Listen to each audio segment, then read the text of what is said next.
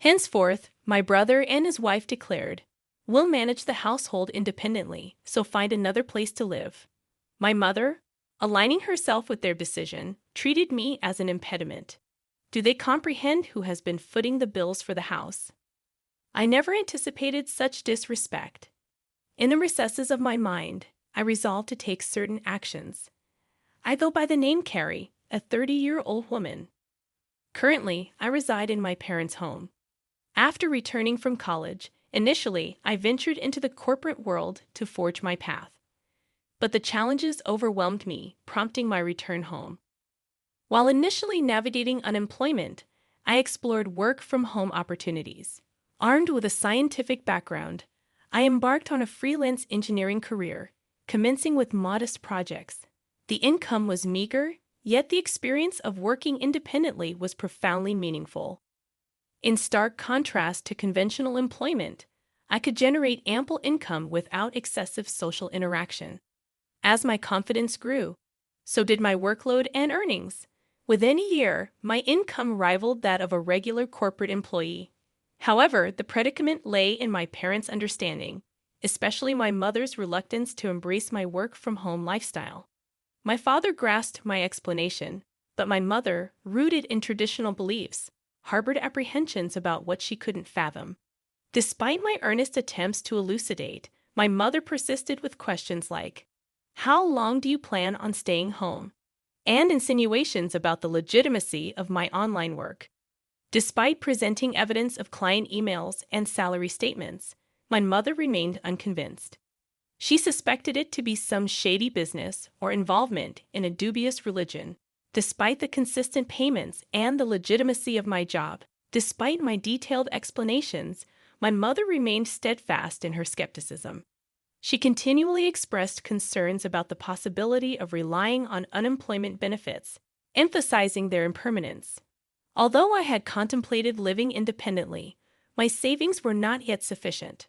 Around that time, my father's health took a toll with deteriorating legs and back, necessitating nursing care. Facing an early retirement and sudden income loss, my father assured me that his pension would suffice. However, acknowledging my mother's spending habits, I questioned his ability to manage. His face wore the fatigue of anxiety about the uncertain future. My father had supported me through college and even when I returned home due to mental health challenges. The idea of leaving him alone and continuing to live independently troubled me. My mother, too, grappled with confusion over my father's sudden condition. Contemplating the situation, I felt a sense of responsibility and a desire to give back. Reassuring my father, I pledged to support the family from that point onward. He expressed surprise, doubting my income's adequacy, but I confidently showed him my stable financial situation.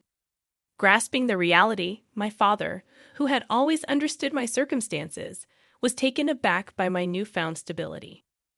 Encouraged by his understanding, I offered to help with household expenses, medical bills, and other financial obligations.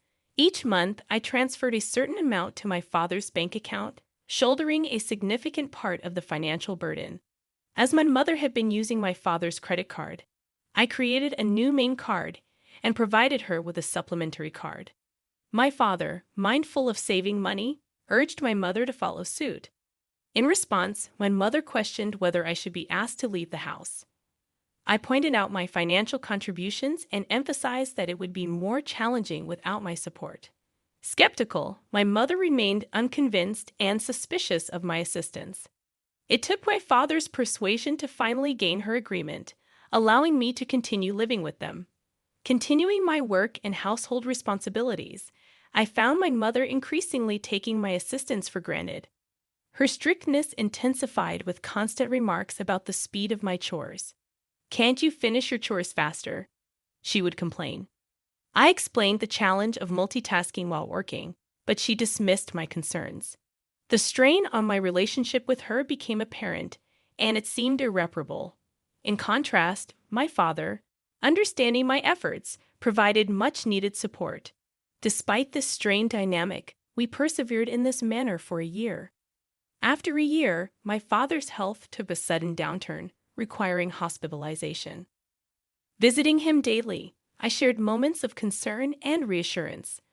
Aware of the strain on me, my father expressed gratitude, acknowledging the difficulties in my relationship with my mother. As my father grappled with health issues, the already strained relationship between my mother and me deteriorated further.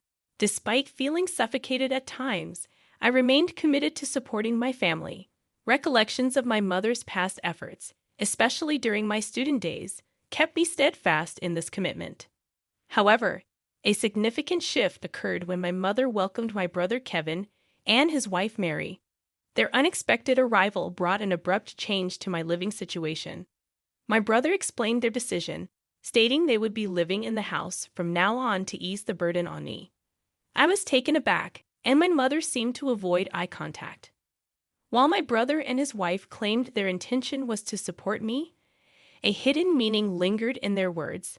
My mother, expressing gratitude, subtly hinted at my need to contribute more to the household. Despite the surprise, I learned that my brother, a graduate of a prestigious college, had joined a reputable company. The unexpected turn in events left me questioning the true motives behind my brother and his wife's presence in our home. Certainly, he must have been earning a substantial salary, but I too was diligently pursuing my own endeavors. I wonder if they could manage without my contributions. Transitioning into a new life at home with my brother and his wife proved to be more demanding than anticipated. "Wake up, Perry, make breakfast," my brother's wife hollered, banging on my door. Fully awake and already engrossed in my work as a morning person, I explained that I was already up and working. Despite my work commitments, they insisted that I prepare breakfast. "Get on with it and get breakfast ready," she demanded. I reluctantly forced myself to assist, considering our family's usual morning freedom. Typically, we enjoyed meals at our own pace, especially when my mother and brother's wife were present. I presumed it was customary for the wife to prepare breakfast for her husband. However, my sister-in-law insisted on cooperation, and I reluctantly joined them in the kitchen. Despite my efforts, their dissatisfaction was evident. "Is this what you prepared for breakfast?" "This isn't enough," they complained. I had meticulously crafted a breakfast plate featuring soft scrambled eggs, a refreshing lettuce salad, fresh buttered toast, and a succulent sausage, thinking it would be well received. However, it seemed I had missed something. "You don't have to eat it," I retorted, but their surprise was palpable. Their reaction turned confrontational, questioning my attitude and who I thought I was. My brother, often condescending, mocked me, likely influenced by our mother. Despite explaining my work commitments, they dismissed it. "What kind of work is that? Are you crazy?" they exclaimed. Frustrated by their lack of understanding and the impact on my work, I packed my laptop, ignored their protests, and left the house. As I departed, my brother's voice echoed in the background, demanding to know where I was going. Ignoring the question, I proceeded to my father's hospital room. Hurrying in, his surprised gaze met mine. "Carrie, what's wrong?" "You seem flustered," he observed. I recounted the recent incident, and my father, wearing a surprised expression, responded, "I didn't know they were. I'm sorry, Carrie. Don't worry about it. You can choose your own way of life." Feeling lost, I expressed concern that my mother might feel more comfortable if my brother Kevin were at home. However, my father reassured me, "You don't need to be in a place where you don't feel comfortable. All I want is for you to live happily. Live your life the way you want to live." Encouraged by my father's words, I decided to leave home. Upon returning that evening, I encountered a tense scene resembling a movie. The serious faces of my mother, brother, and sister-in-law greeted me. My brother accused me of not being at work, forcing him to take the day off. Inwardly, I questioned the responsibility of easily taking time off work. Their voices escalated, culminating in my brother demanding, "Get out of here. From now on, the three of us will live together. If you don't want to stay, please leave. We don't need an overbearing presence like you to support us." It was a shocking statement, and I replied in surprise. Ignoring my protests, my brother and his wife insisted on my departure, declaring that I was no longer needed. In the absence of our father, my mother, aligning with their sentiments, regarded me as a hindrance. The frustration intensified as they dismissed my involvement in the family's finances and prioritized their own concerns. Enraged by their insensitivity, I devised a plan. Initially, I transferred the money linked to the credit card my mother used daily to another account under my management. This subtle move aimed to surprise my mother when she could no longer access her credit card. I initiated a money transfer from my father's account, a crucial pillar supporting the family's financial stability. However, I ensured that only my father's medical expenses could be withdrawn from this separate account, unbeknownst to my mother. Consequently, a significant financial burden now rested on my brother and his wife. Though unaware of the intricate details of my brother's income, I was certain that he would feel the weight more than ever. After completing the necessary formalities, I gathered my belongings and declared my departure, saying, "I'm leaving this place." To my surprise, my mother, brother, and sister-in-law, who had been relentlessly harassing me, looked taken aback. Their astonishment revealed that they hadn't anticipated my decisive action, although from the expressions on their faces, it seemed they were secretly enjoying the moment. As I announced my departure, they belittled me, expressing their relief. "You're finally leaving. We've never dealt with such a troublesome person. You're not coming back, are you?" In response, I asserted, "Of course not. Don't contact me." They smiled as I left the house, but I couldn't help but wonder what they would think after I had left. Embarking on a new life in a tranquil environment, I found solace and the freedom to enjoy my own time.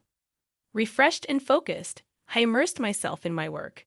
However, as expected, a call from my brother disrupted the peace. "I told you not to contact me. What's wrong?" I questioned.